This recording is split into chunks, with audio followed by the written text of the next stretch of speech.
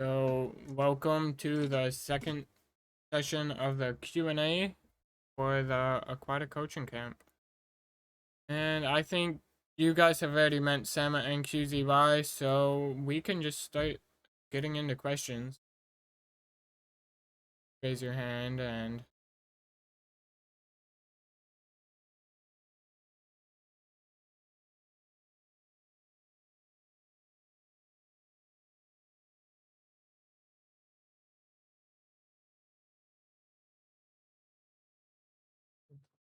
No questions. It's perfect. QZY, no question. Watching the screen. Oh, you guys can't raise hands? Okay, and now try. I'll go back to answering questions. You should be able to now.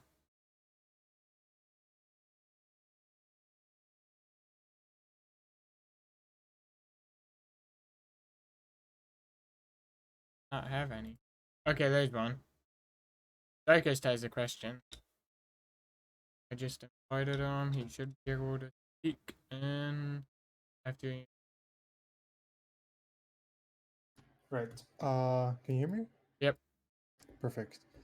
So, when you start coaching a new team, how do you go about it? Like, what do you try to teach them first?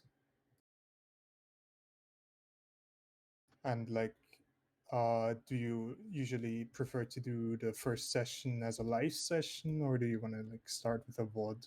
I mean, personally, I like to kind of teach the fundamentals a bit first, like just basic stuff like rotations and alt tracking and stuff like that and communication. And I found that the best way to do that, at least I don't know what level you're coaching at right now. Are you trying to coach at? Diamonds. Yeah, like around that area, the best way to start doing that is to basically just force them to run brawl and just kind of let them learn the fundamentals that way because it's the easiest comp to rotate on, communicate on, stuff like that. So if you kind of just make them run that and get them to practice what they're supposed to be doing, like with fundamentals and shit like that, it just jump starts the process, and then you can move on to other comps as well when you get the fundamentals down.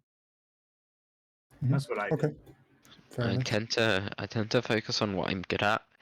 So personally, I'm good at, if you're good at, comm structures. So kind of knowing your strengths is important, right? Because if you know you're good at something, then that's a good place to start all the time. So for me, I tend to start with comms and then kind of divulge it out to show the importance of comms to everything else. But I mean, again, it's mostly whatever you're most comfortable on, teach that first, and get comfortable teaching what you're good at and having your kind of routine that you can go through to teach it. Being attacked by a moth. And just focus on what's good you're good at and go from there, I tend to say, for me. Okay. Well, Does that thank answer you. your question, or do you want more? No, that answers it. Thank you. Fine. I don't know how to move him back. Woe has a question. Just invited you. There you go. All right. So I'm doing a collegiate team that I was already a part of last year, but I'm moving to more of a player and coach role. But so basically, we have a specific roster that has bench players, and I'm just wondering how best we can use the bench players without them feeling neglected.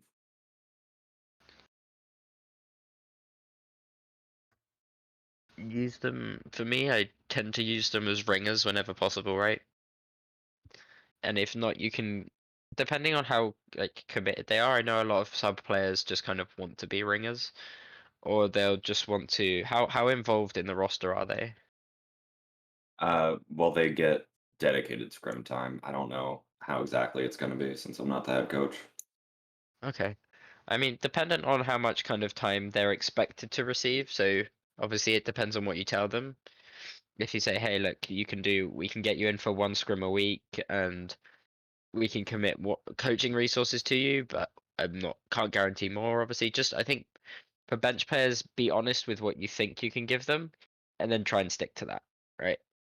Even if it's just Right. a small amount to start with, and then build them up to be main roster players, right? Because if they can take that spot, then it with the right people, it can kind of tell them, hey, these guys have improved significantly. Can we start to see improvement? It could force improvement out of other players as well. As long as it's all friendly, obviously. Yeah, that makes sense. But I think honesty with subs is the best way forward. Just say, hey, I don't know what we can commit for you. I can give you one map every scrim, or I can give you one block, right, where you can play with the roster and we can just see what happens. Or if they're specialists as well, like if they have a thing they find that they're best at, then that's obviously a good way to go. If you have a comp that you run on a specific map, um, then that's also a good thing to do. Something, especially teams like Falcons at the moment in EU contenders, they've been rotating Grathan and Yazan around. Yazan just plays the Pharah Echo maps, or the more projectile heavy maps, and then Grathan subs in when Pharah's not really an option. Usually on like TCP maps. Yeah.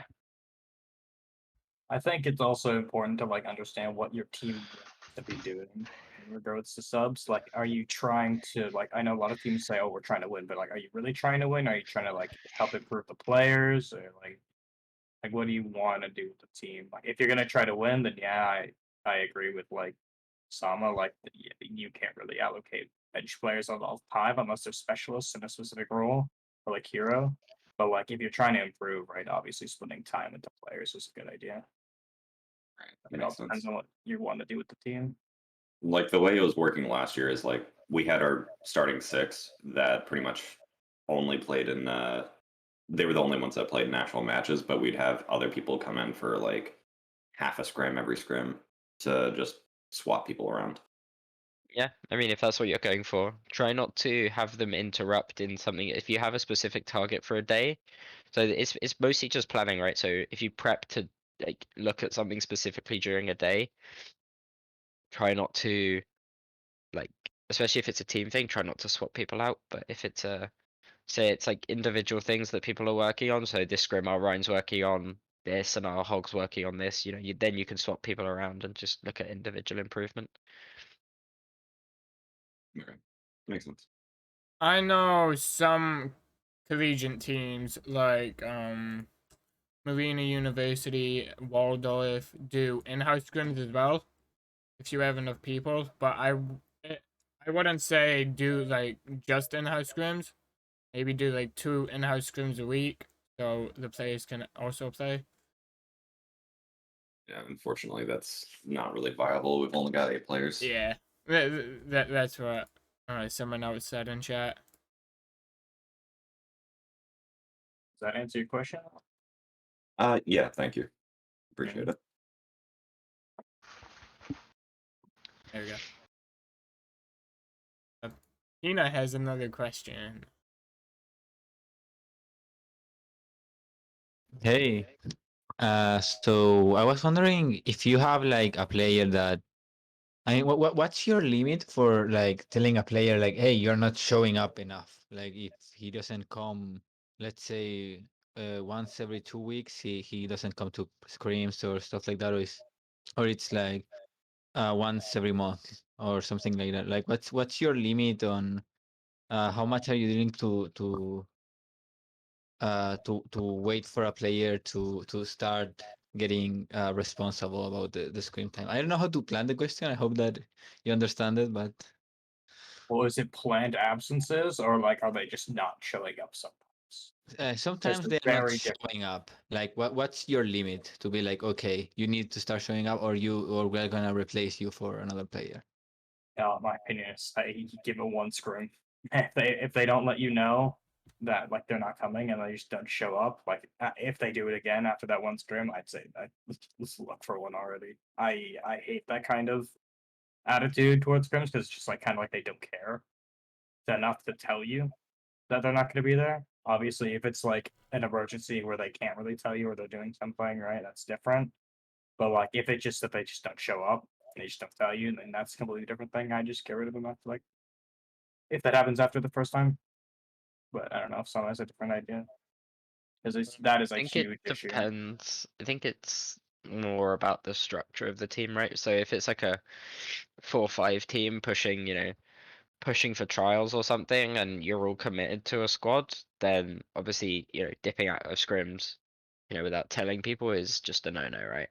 Like you tend to not be able to help people like that. They just do whatever they want. So I agree with QZY on that aspect. I think if it's a more relaxed team and kind of more group of friends team, then dipping out if you don't feel like it is not great. I'd give it, max once a week, and you have to, tell me before. I think it's about just saying before. If people don't show up, then I agree with QZY.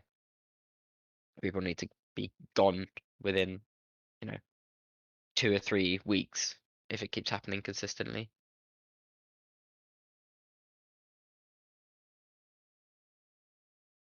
Does that answer your Okay, question? thank you. Yes, that answers my question. Bringing you back. Anyone else got some questions for these wonderful coaches? That is not QZY. What? What? I'm joking. This is slander. You're always.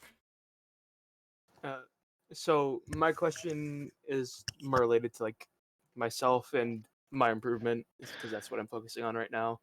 Is like, is there a way you guys tend to keep track of your improvement? Because I'm like a very goal-oriented person. As I see my improvement, it motivates me further. Right? I lost like a lot of weight the past year, and the only reason I was able to do that is because I would like semi-frequently weigh myself to see the progress that I was making. Like something like that I could kind of implement into coaching. I don't know if there is anything, but if there's any like recommendations of like, here's how I test myself. I think recording your own VOD reviews is a big one. I think recording and listening to it back, even if you hate your own voice or whatever, like it's very good to do that. Like learning more about the game in general and then trying to see your improvements by like listening to your own VOD reviews and stuff like that is really going to help out. Yeah, Because that's perfect. it literally just shows you what you can improve on, right? Like this is how I used to VOD, right? This is what I used to think about the game, and then you can compare it to the version of you now, right? And you just see improvement over and over. It's pretty much the exact same thing as weighing yourself, right? You just see your improvement over time. Mhm. Yeah, that's perfect because I stream a lot of my free reviews. At least that's what I would. I don't know if someone has a different opinion.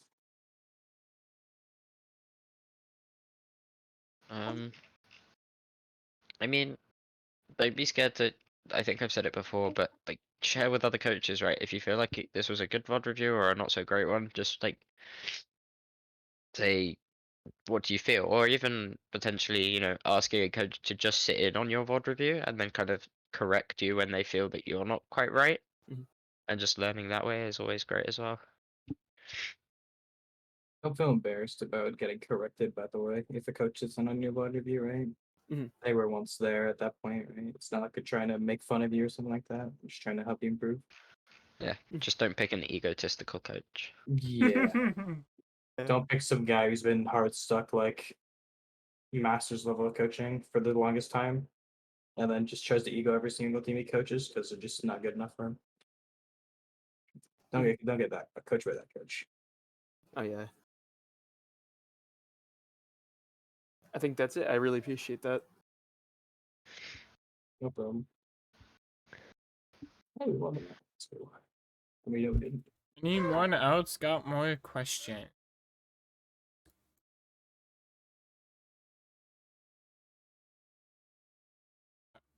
Two. Let's take GTB and then.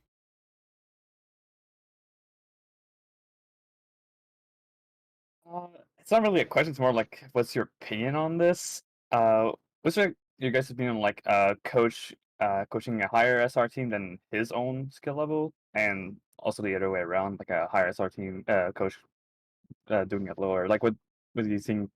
Like a higher team could get from a lower SR coach, and the other way around. Obviously, the higher coach is going to be can give more information to alert team, but I just want to get the opinion for the other way around, really.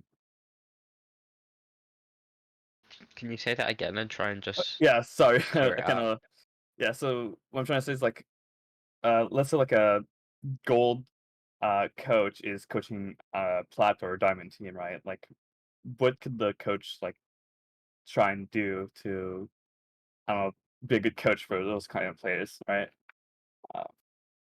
Just want to know your opinion on it. Well, I'll start. So when I started coaching, I was silver and was coaching, 4K, 4.2 when I started. So I think it's just having the confidence in what you know and what you've previously learned. And even if it is wrong, not being scared to be corrected. I have people challenge what I say regularly, and it's about having just a structured conversation if you do get challenged, right? Because sometimes you can be wrong and they might be right, and you live and learn from that. Yeah, at the end of the day, SR as a coach, in my opinion, doesn't matter nearly as much as people think it does, right? As long as you understand the game at a like decently high level and can explain it with through word like decently well, you're fine. I don't think SR really means that much. Just like Okay. Well, so that was my question. that's good. Tina is next again.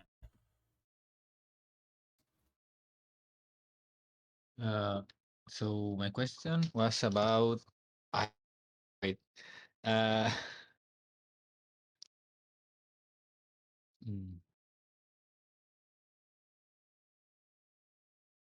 Sorry. Wait, I'm gonna come back because I actually forgot about it. I was just in WhatsApp for a little bit. When I remember, I will come back. Anyone else got some question?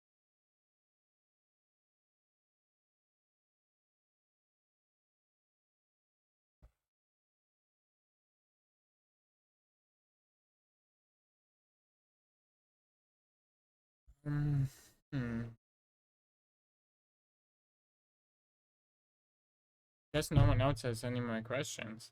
Well, Pina does, but Pina can't.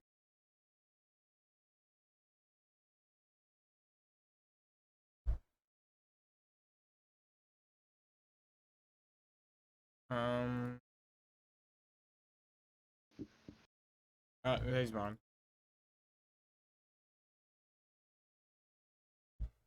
All right, thank you. I wanted to ask that if we have like, it's a bit tough, but like, as a team, we've been wanting to move. Well, the team and coach was currently like high, like literally 2K flat. We wanted to move higher, as a collective, but like, anyway, my point is there like a certain rule of thumb for when to switch players instead of like trying to help one player get higher? Like, at what point does like a roster change? Do you guys like prefer a roster change over like trying to help a single player? Like, and at what point like does that balance gonna tip towards switching the player?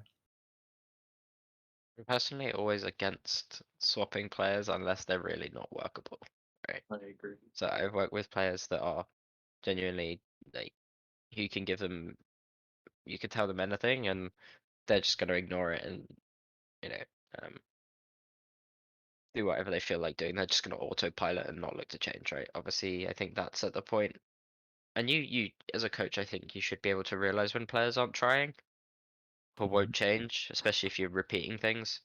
So I think always look to improve players, but if it's a significant gap as well, don't be scared to say, hey, can you take a sub role while we improve?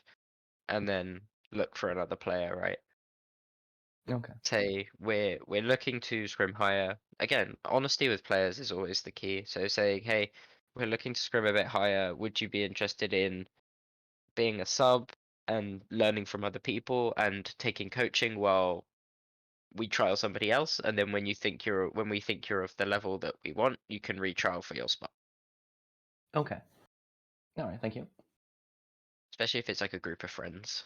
It's just being honest Yeah. with people. Yeah, that's tough. All right, thank you. Next person up is Tina again.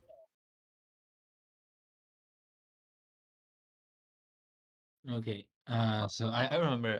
Do you think that there's any like bad practices for coaches that you see a lot, like things that you don't like about other coaches in Overwatch? I mean, Can you other repeat than that, Lee? ego. Can you repeat the question? Say it again, Uh, Pina. And is there any bad practices that you see in Overwatch coaching or stuff like that that you don't like? So for me, I don't dislike anything apart from ego, right? If somebody's asking you for help, I feel like as a coach and above them, you have almost a duty to say, hey, how can I help you? And if you can't, that's fine. But at least being polite to people, I think, is just things like saying, hey, this is just not possible, rather than going, no, how dare you do that? And then going on a rant on Twitter and just making people feel bad. It's just not needed from coaches a lot of the time. And granted, I'm guilty of it sometimes as well, but I think it's important just to make sure that you're not overly egoing other coaches. I think that's pretty much what I was going to say too. I think the main like bad practice a lot of coaches fall into is kind of like thinking they're above someone, or like even whether it's a player or coach or anything, and then just kind of ignoring them, or like thinking to themselves like, oh well, it can't be me, right? I'm better than this, so it just must be them or something like that. Right? Like thinking that you're not the problem or shit like that, right? Because you can help really anyone you want to as a coach, just about like putting your mind to it. Also, I don't really like as a practice when coaches kind of VOD review and then kind of end the VOD review and don't really give like a summary or anything. I think giving them kind of like a summary of the VOD and things they could work on and what you talked about in the VOD is a really good practice. And I don't like when coaches don't do that because for a lot of players, it kind of it goes in one out ear, in one ear out the other, right? And they don't really listen to all of them. Especially if it's like kind of a longer VOD review or shorter VOD review. So just kind of giving them a brief summary of stuff like that really helps a lot of the players, especially if it's written down somewhere so they can check back on it.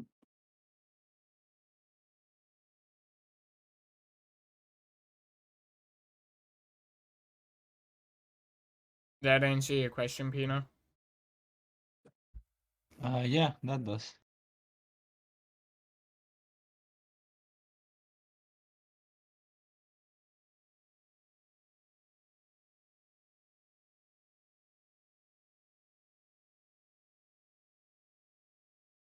All right. Hello. Oh. So I'm kind of wondering, because this is an issue I come across a lot. As a coach, I have a very kind of set way of like how I look at the game. Like I have my own opinion on how to play.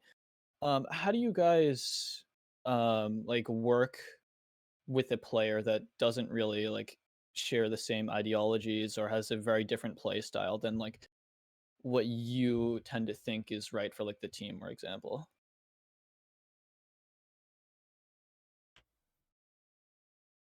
I think playing like devil's advocate in that kind of scenario is really, really important.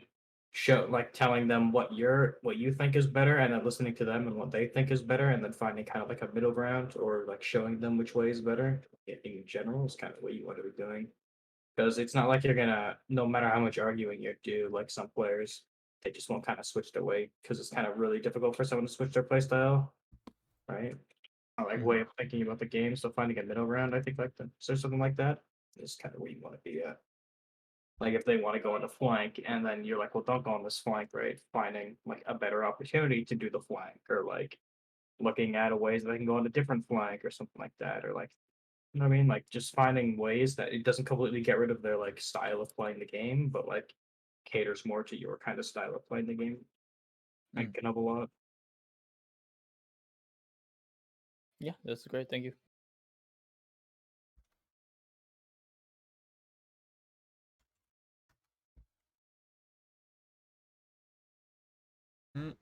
Ooh.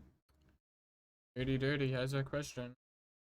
So off the back of that, right? Let's say I have two players that are in that same situation instead of a player and a coach, like a support player who really wants the team to stack all the time, but a DPS that wants to flank a lot. How do you think? How do you usually handle that?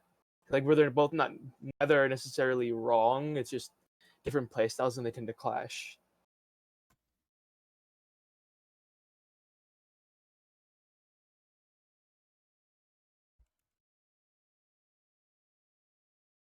I gotta head out real quick, by the way. I like to go kind of. I feel like you can incorporate both styles into the right way of play, right? Because fights, as they tend to go on, will start to spread out naturally anyway, whether you really like it or not. So telling the DPS player, hey, stack at the start, right, but then flank, later on in the fights, it's great. Like, as long as they're kind of like blending their styles well, there's comms going on, I'm going on a flank and things like that, right? As long as it's kind of manageable, I think both those styles work. But in terms of the question, the direct answer to the question, yeah, I think finding a way to blend, there's always a way to blend play styles, right? I think it just requires a change in timing and players understanding when that timing is, right? When their playstyle works, when it doesn't work, and then telling them that your playstyle's not wrong. It's just you need to do it at a different point. I think is probably a good way to think about it. There's always a way to include someone who's passive or include someone who's aggressive with the opposite style, right? Yep. I think you just need to let them know how to incorporate that style with the team or with the other player. Yep. Thank you. Looks like it's just you, Sama, answering questions. Easy wide dipped for Manta. They were having trouble with Oops. Canyon. Metal should be hopping in here soon. Rip Metal. Who works these days? Couldn't be me. I do, but I'm off work at the moment, so.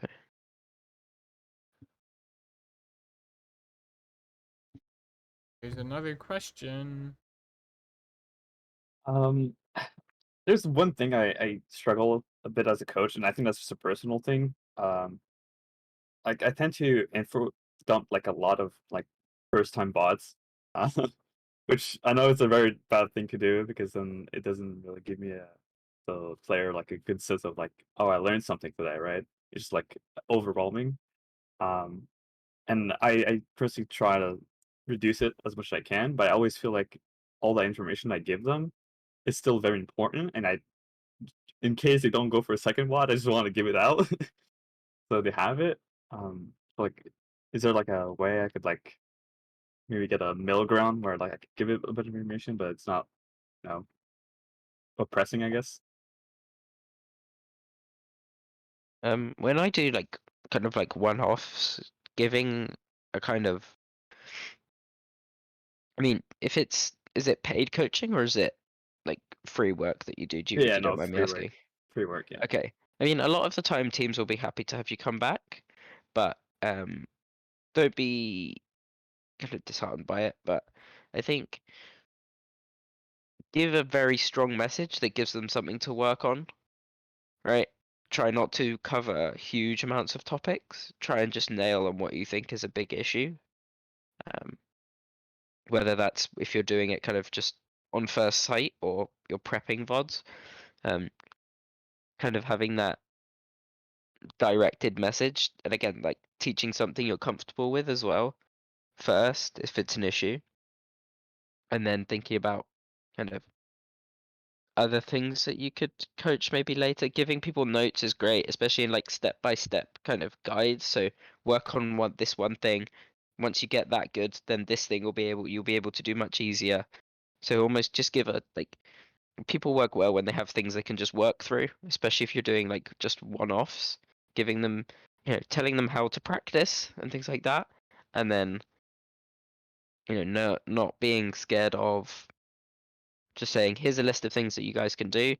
Focus on this one first. Then once you get that one good, focus on that one. And then in 2 weeks, if you guys feel like you've improved, drop me a DM and we'll see. And I'll quickly scan the VOD for you and say, I don't think you did this. Right? Checklists for me tend to be a good way to work with kind of one-off teams. Yeah, okay. Well, that's typically what I do, but it's more like it's all mental notes. It's like Yeah. I was going through it first time, I watch it with them, and then I like say like, "Oh, did you notice this?" And I don't tell them like the exact thing, but I like, "Did you notice a mistake here?" Like 2 or 3 seconds ago, and like they said like, "Oh, I think so," and then like we go back and then we watch it, and then if they don't, then I explain it what the mistake was, and I said like, "Okay, well, That's we'll check yeah. if what happens later on the pause, and if I notice it's like 4 or 5 times that happened, well, then I just let them know like this happened a few times. Maybe that you should work on that, etc., right? I mean, that's a good method of doing it. So for me, I'll point out an error first and give a fix. And then I'll do kind of like I'll stop it once or twice more and point the error out and give the fix again. So kind of almost just drilling it home a little bit. And then a lot of players will quickly pick up. You just pause the VOD and go, what do you think I'm gonna say? Is what I Yeah. tend to tell people, right? And Yeah. people tend to go, oh, this lamp was poo, right? And I had Yeah. people I had I've had a couple of students where I've done the first three and then they went, stop. And so I've stopped the VOD and they've gone, that lamp was rubbish. So just building that like confidence in players that they can spot their own mistakes is also good for one-off stuff. Yeah, But again, that's it's kind of kind of my teaching players how to practice a yeah, lot of it. it's kind of my philosophy of like teach a man to fish and like he'll be able to feed himself for the rest of his life basically. That's kind of what I'm trying to do with any players that I teach is like teach them themselves to learn and not just like somebody else giving them information. Yeah, giving Uh, giving people information is not a great way to learn, and as well, I'm a massive advocate for anybody that knows me. I'm a massive advocate for self-learning and self-VOD reviewing. So again, just teaching people how to learn is much more useful than telling them what the mistakes are. Unless it's, if it's a small mistake, teaching them, okay, well, here's a checklist of 5 things that can go wrong. What do you think did go wrong? Right? And having them point out their own mistakes is always a great yeah, thing. yeah. To come back to the first point that I was saying, it's like I do that stuff, but then like also like, oh well, did you know that with Doomfist, if you punch, you can fucking do a die hack. So like I Yeah, kind I of mean, go like in rants like that, but I also feel like it's good information because if I don't see an entire VOD, then that means I don't know the tech, which is kind of important for like the Doomfist, right, or whatever else, right? um, depending on, I think going on rants is fine. I do it a lot. And anyone that's been coached by me knows this. I like to just talk about everything and anything. Yeah, that's kind of what happens with me. If it's a one-off, try and just really refocus yourself and go, okay, well, you could diag this if you don't know how to do it. Oh well, right. Just make sure you try and just refocus yourself. I think that's where planning VODs comes in. If you say, I have 5 minutes to do this, 5 minutes to do this, 5 minutes to prep this, and say this, and you kind of just clock yourself in to everything, I think you can get through everything and then you can rant about the little things at the end if you have time. So for a lot of kind of like contenders, and if you happen to look Owl Plus, a lot of what they'll ask you to do in trials is like give a 20-minute VOD review, right? So you have to prep each one and stick to a time period, and that's what I'll do a lot of the time still to this day is go, I have an hour here today with these guys. I'll split it into 20, 20, and 20. Talk about 3 things that I saw when just scanning through the VOD. You can 2 times it and see mistakes all the time. But I think it's just that a little bit of prep goes a long way, even if it's just 20, 30 minutes at 2 times speed. Just scanning this thing, and this thing are the things I need to talk about. And then if you want to like timestamp stuff that you saw that was kind of not so relevant, but still kind of, I want to say this, you can say it at the end and then drag the VOD back to where that is. Yeah, And yeah, go, okay, I just want to talk about this quickly, or I just want to talk about this quickly, but get all the useful stuff out and then go for the kind of ranty. okay. I'll try and do that next time.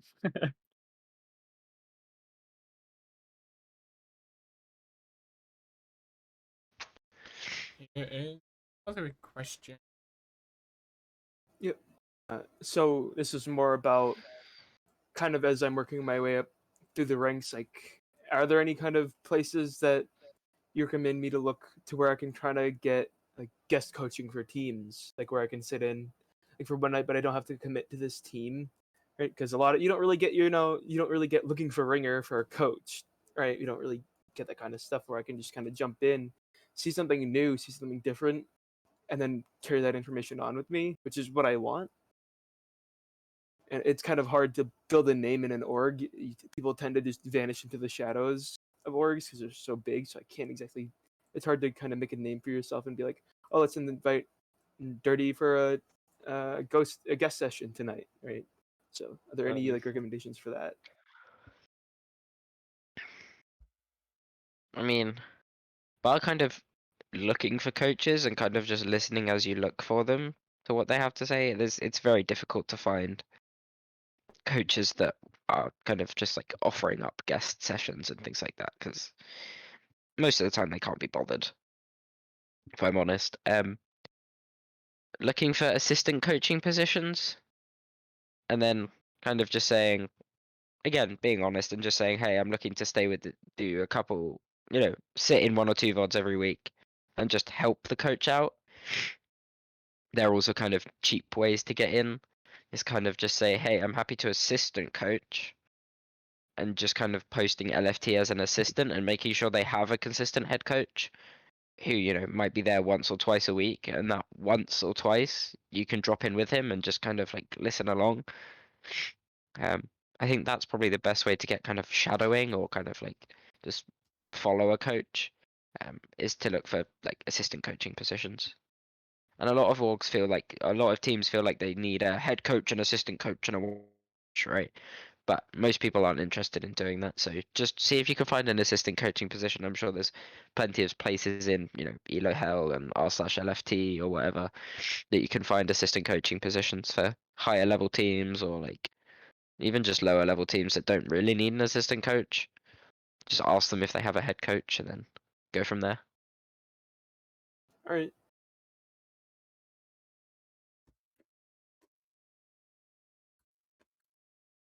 Mecca, did you die? No, okay. No, I'm here. Just moving slow. Always. Does anyone else have any more questions? There is one right there. All right, just a pretty quick and simple one. What's your favorite thing to see in a player? Like play style, personality, whatever wise, just anything. Game knowledge that could potentially rival my own. That's my favorite thing. If I'm being kind of like quick and snappy about an answer. If you're looking more kind of players that understand the game and understand how comps work is great. Like they come around once in a generation, but they're great, right? And or people who pick up a team, people who can realize a poor environment and just go, come on, we need to work on this. We need to do this. The coach said this. And just people who are a bit more perky, I think is probably a good way to say it. And then kind of third on the list would, if I was to kind of number them 1 to 3, yeah, just I think no 1 or 2, bringing energy and somebody whose game knowledge is, somebody who wants to understand the game rather than just kind of play it in autopilot. They want to understand every decision they're making and why they're making it and whether it was good or not. They're the sort of players that I like to work with. Same for coaches as well. I feel like some coaches don't have amazing game knowledge, but they have like concept knowledge, right? So when finding coaches I like to work with, they tend to have a similar kind of outlook to me as well. Yeah, that's really great. Thank you.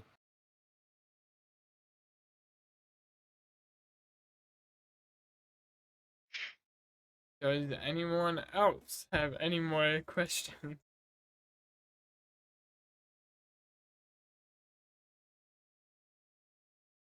Don't bite.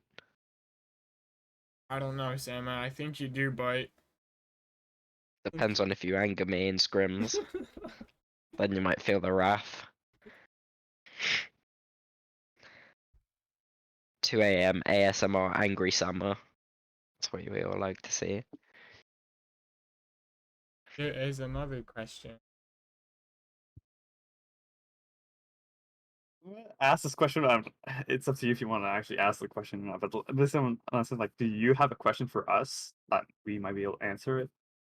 Like anything you want to know about us, or just like, and I'm not saying like everybody has to answer this. Good question. Just back to you personally. What do you think would help you go to the next kind of level for you, or what is that next level for you?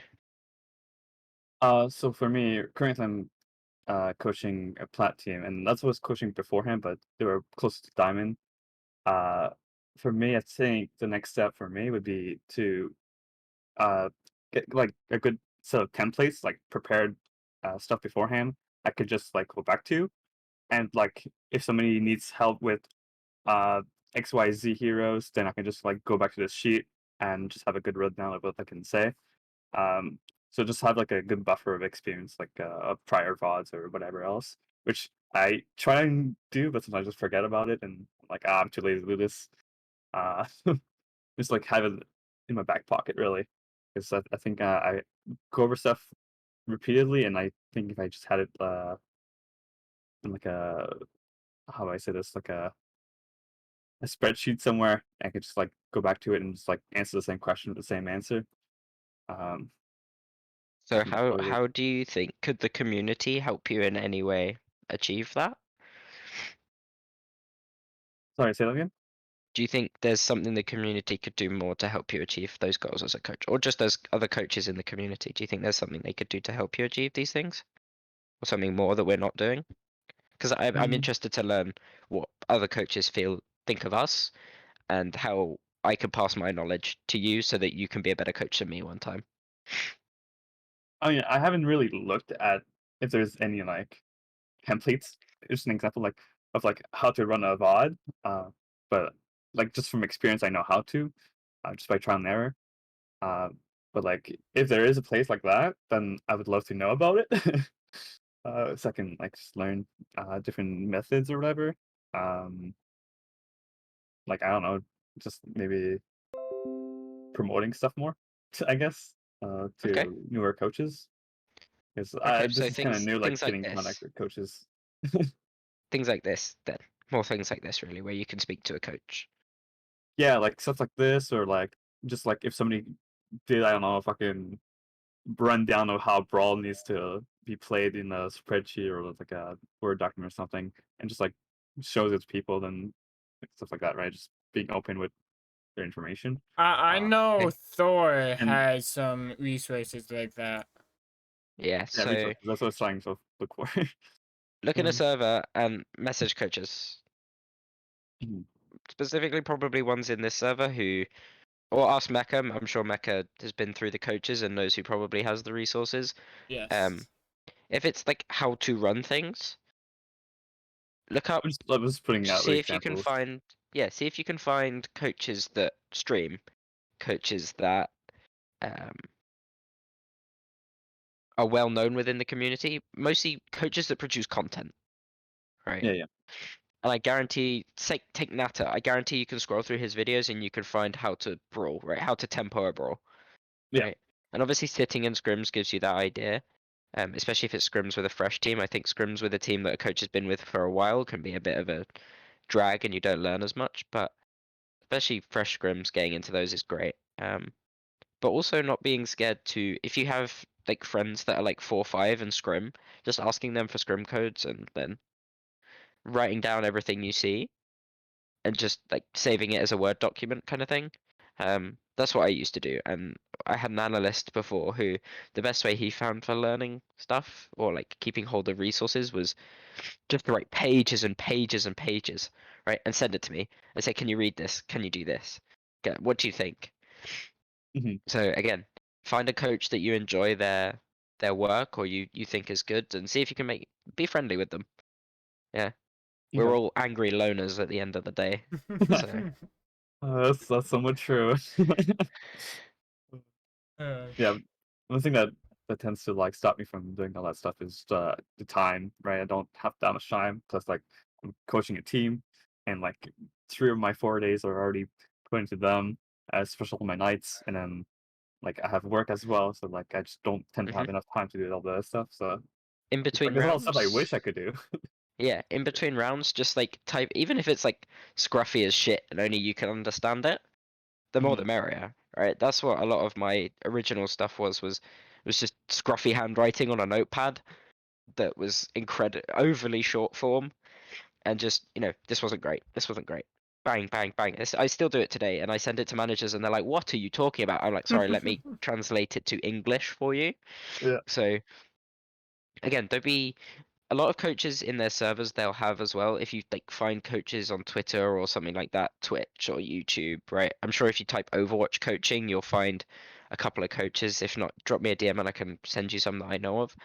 Just Can this be my go, formal question asking of the DMs? yeah. Go a lot. So take for instance my server. I have a self-review tip section where it's literally like 5-step guides to how to play or common mistakes, right? So if you kind of make your own ones like that and ask a coach, okay, what do you think about this? Then I know personally I'm happy to receive a DM. I spend all day sat at a computer until I go to work, so DMs are welcome. Yeah, I have I'm actually the assistant coach of the current team I'm on, so I have a head coach, so we tend to like riff back and forth when he's available. Oh, that's So great. Yeah. yeah. I had another question, but I forgot about it. It's fine. Come back to it. It's fine. Yeah.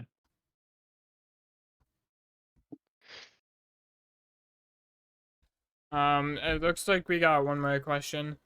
So, yeah. See you, GTV. Picking up Nebula now.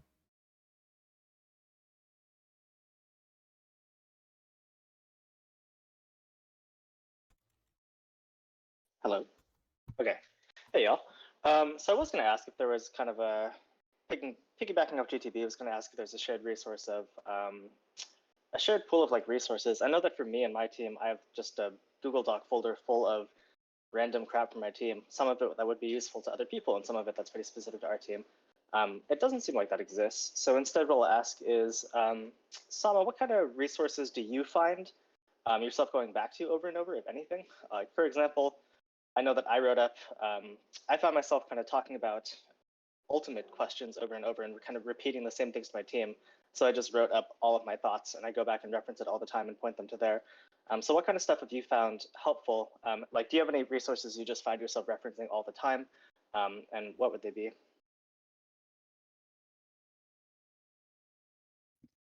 Like I said to GTV, and in my server, I find myself referencing people towards the kind of like self-review stuff.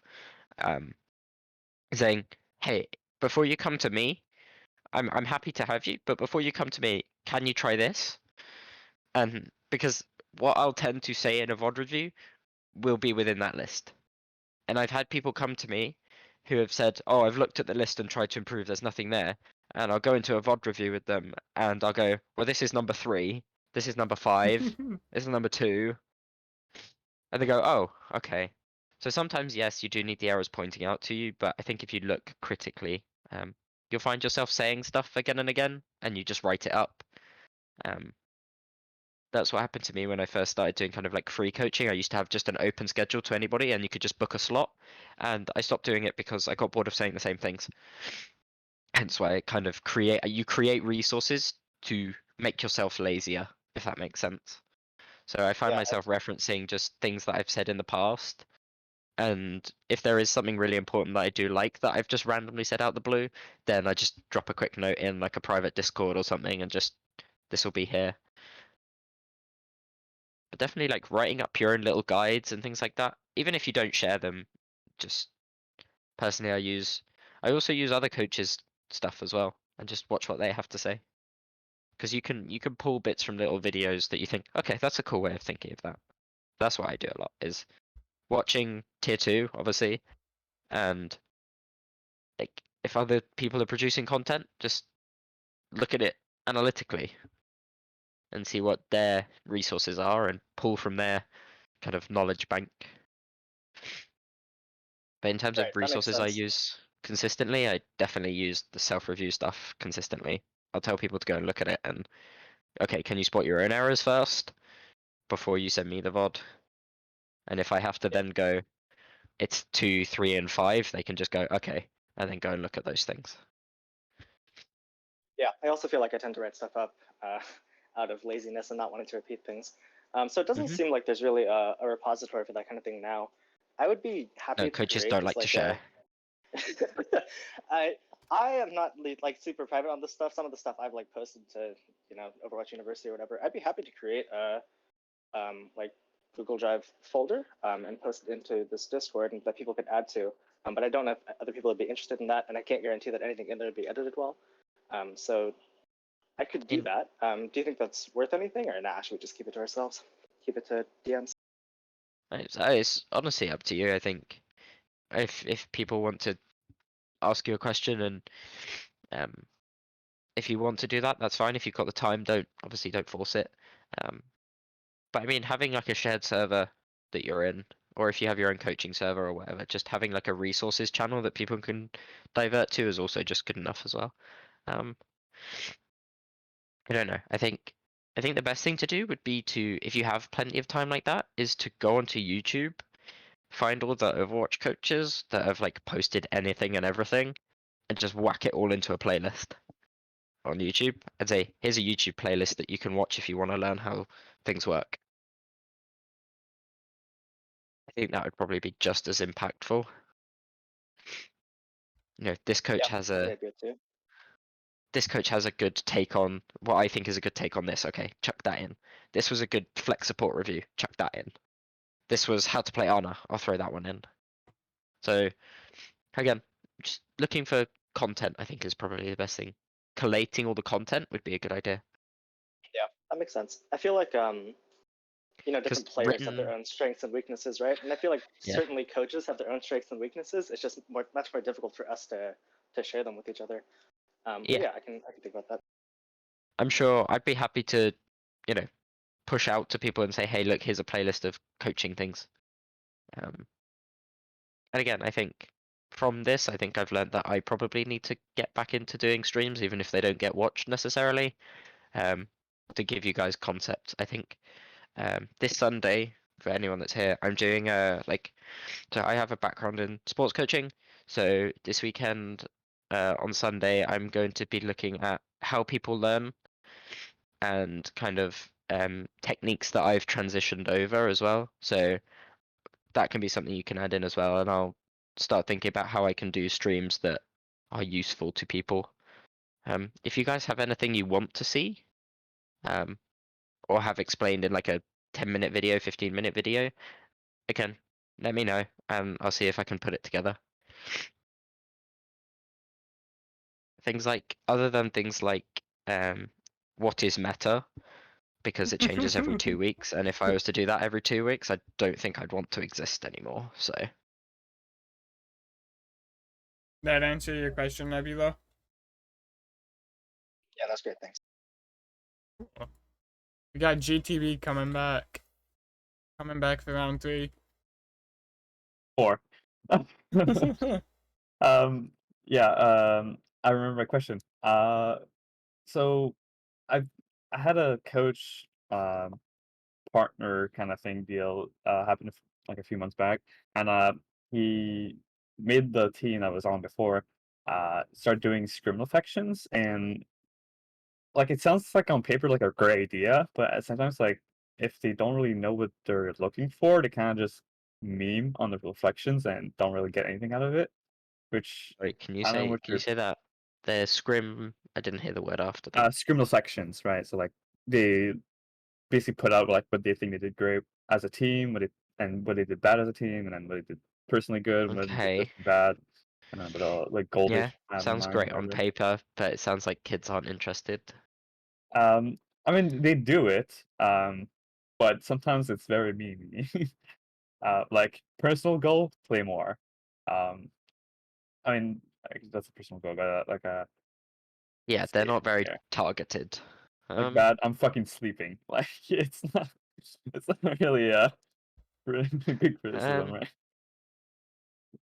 I think if you have it on a scheduled thing, then it's a pain in the ass to do, and that's where memeing starts to happen. But if it's just if it suits the players and maybe they're a bit more quiet to giving each other feedback.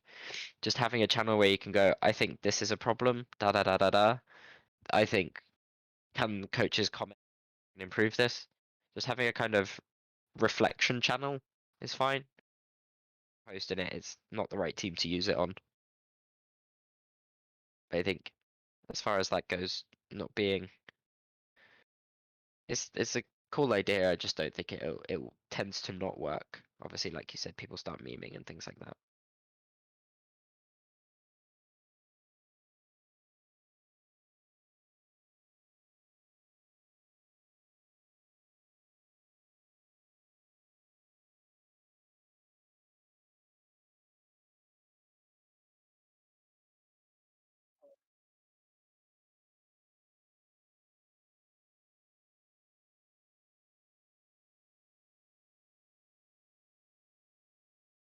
Backline.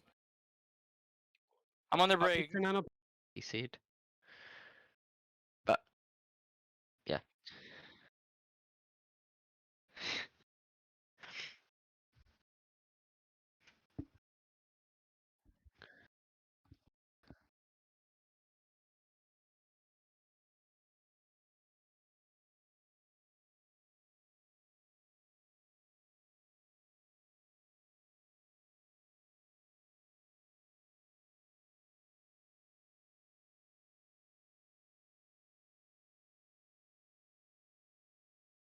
Also, quick side note, if any of you have 30 minutes before scrims, go watch Overwatch Contenders.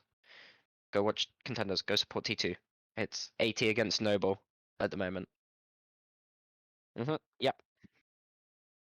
If you have 30 minutes and want to watch some high level games, From go. GU, just The YouTube channel is called Overwatch Contenders, and it's American Tornado against Noble.